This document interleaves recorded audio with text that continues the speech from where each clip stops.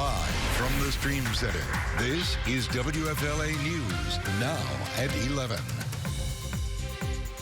Welcome to the Stream Center, and all eyes still on the tropics. Hurricane Erin is giant, and we have the newly released update at 11 a.m. this morning.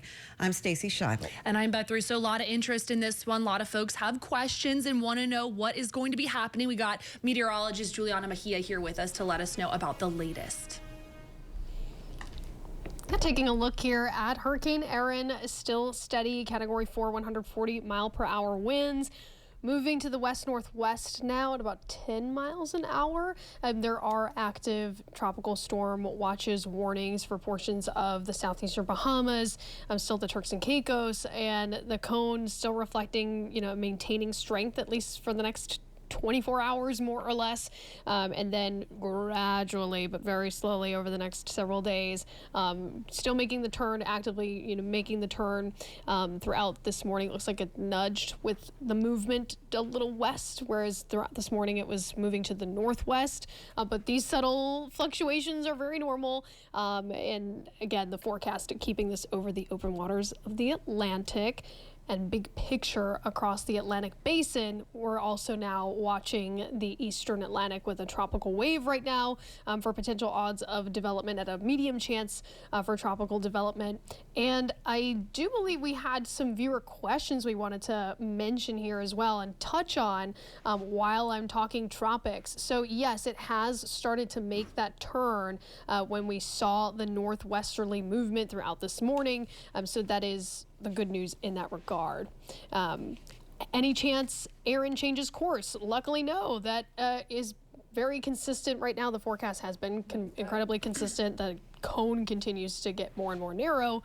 And that is the good news with that. The last one is, what about the storm behind it? That's where everybody's eyes are going to shift. What about that little X marks the spot behind it? Exactly. And, the reminder there, this is thousands of miles away. Right now, quite literally has medium chances of development for the National Hurricane Center. And really, models don't organize this until we look to the end of this week, this upcoming weekend, as it gets closer to the Caribbean. So we have plenty of time to watch the progress of it. So, yeah, just something to watch for now. All right. Very good. Thanks. Your must-see now stories. Beginning with a big meeting today. Leaders from around the world are heading to Washington, D.C. for that meeting today between President Trump and Ukrainian President Zelensky. This comes after Zelensky was not invited to a meeting between Trump and Russian President Putin Friday in Alaska. Trump says he is pushing for an immediate end to that war without the need for a ceasefire first. Of course, a land negotiation. As at the core of these negotiations, President Putin, of course, wanting to take control of some Ukrainian territories. Talks at the White House expected to begin around noon today. Yeah, a lot of folks starting their work week off watching that, so we'll keep an eye on it as well. Want to bring you back closer to home now because jury selection's getting underway in the trial of one of the 5 suspects accused in the murder of Jacksonville rapper Julio Fulio. This is Alicia Andrews that you're seeing on your screen right now. She's accused of traveling all the way from Jacksonville down to Tampa to kill the rapper whose actual name is Charles Jones. Now, Jones, if you remembered, was gunned down at the Holiday Inn off Fowler and McKinley Drive last year while celebrating his birthday. I feel like I've been really tapped into this because I lived in Jacksonville previously. A lot of news coverage up there for that still. So eyeballs on this, a lot of them, Stacy. And one of the stories getting a lot of traction online today, 2 deaths on a Carnival Cruise Resort island. Autopsy results are expected to reveal what led to those drowning deaths. 2 tourists at Celebration Key on Grand Bahama Island. They happened on Friday. Police say a 79-year-old man became unresponsive while he was snorkeling at the beach. And then just hours later, a 74-year-old woman was found unresponsive in a swimming pool. According to police, crews helped both patients with CPR, but both did not make it. Celebration Key, by the way, has only been open for a couple of weeks. Well, and I was going to say, I've seen this a ton on social media, not only because of these deaths that have happened there, but also because it just opened. And so many folks were excited about it. So a lot of interest in that one moving forward. Okay, Manatee County parents, we want you to come take a listen to this one. The school district holding an interview for the district's superintendent semifinalists. There's been a lot of talks about this since their last superintendent was removed or let go, I should say. Both candidates, Lori Breslin and Misty Mathis, they're going to be meeting with parents a little bit later on today. That's part of their selection process.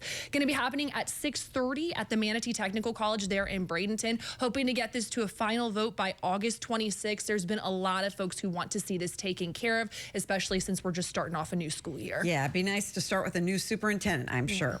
And the University of South Florida, some bragging rights this morning, recognized as one of the top 100 universities in the world. Wow. Ranked number 26, USF is. 4 other Florida universities made the list, including the University of Florida, Florida State, That's right. the University of Central Florida, and Florida International University, all in the top 100.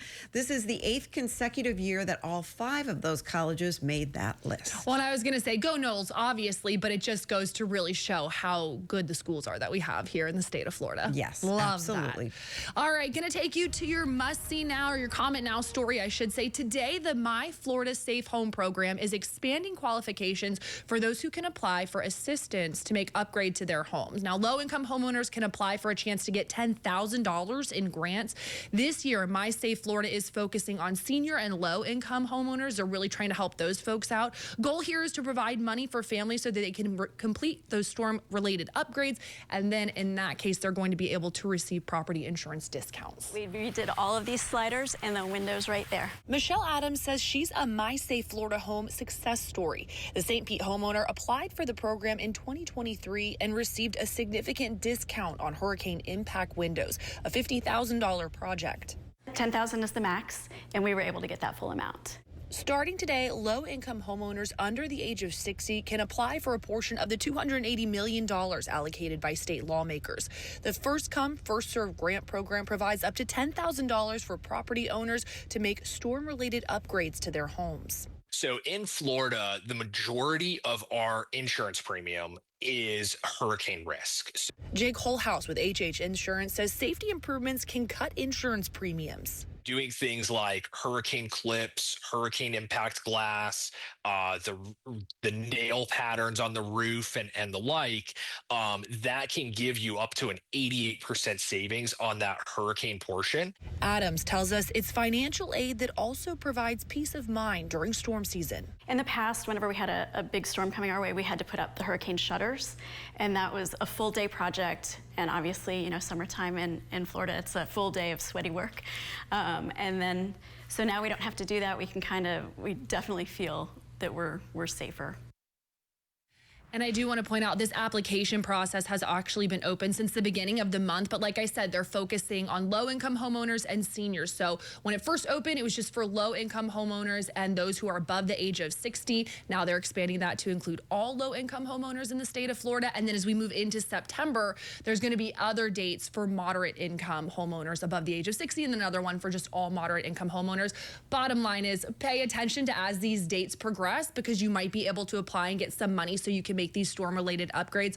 All the details and the application, WFLA.com. Go there and check it out. Yeah, and of course, we will stay on top of it for you. Also today, another deadline we want to tell you about, hurricane-related, for FEMA's Flood Mitigation Assistance Program for Hillsborough County homeowners in need of FEMA aid to repair damage caused by last year's storms. We know there's still a lot of people out there who are not back to normal yet.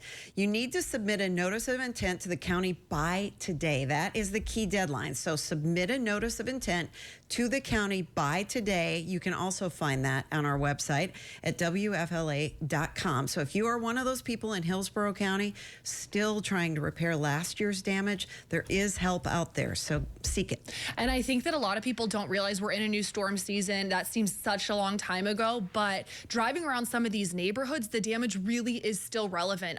In Pinellas County, oh my gosh, you drive around there and people are still out of their homes, hotels aren't back open, that sort of thing. So especially with Aaron churning out there, I think hurricanes in general are top of mind. And I think it helped a lot when those big debris piles were finally taken care Absolutely. of. But that visual is what I think made everyone realize how bad the damage was.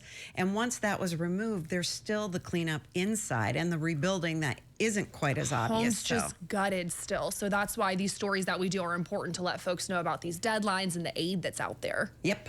And coming up next, we're going to, of course, have the very latest on Aaron and any other things brewing out there in the tropics. That's with Juliana. But the Lightning, they're holding a big edition tonight. They want members of the Bolts Blue Crew. This is not to be on the team.